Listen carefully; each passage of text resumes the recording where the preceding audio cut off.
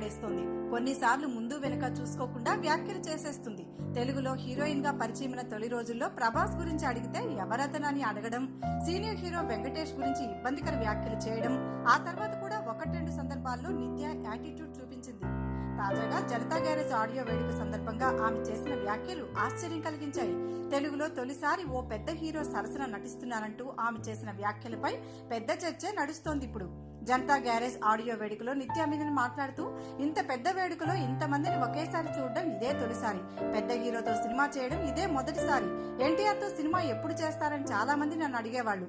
ఇన్నాళ్లకు నాకు ఆ అవకాశం వచ్చింది. కంటెంట్ ఉన్న కమర్షియల్ సినిమాలు చేయాలని నా కోరిక. కొరటాల శివగారి వలన ఆ కోరిక తీరింది అంటూ మాట్లాడింది. కానీ నిత్య ఆల్రెడీ అల్లు అర్జున్ తో సన్ ఆఫ్ సత్యమూర్తి చేసింది. అతను స్టార్ హీరోనే. ఆ సంగతి మర్చిపోయి మాట్లాడిందో లేక ఇంకేదైనా ఉద్దేశం ఉందో కానీ జనతా గ్యారేజ్ ఆడియో వేడుకలో ఆమె చేసిన వ్యాఖ్యలు మాత్రం చర్చనీయాంశం అవుతున్నాయి.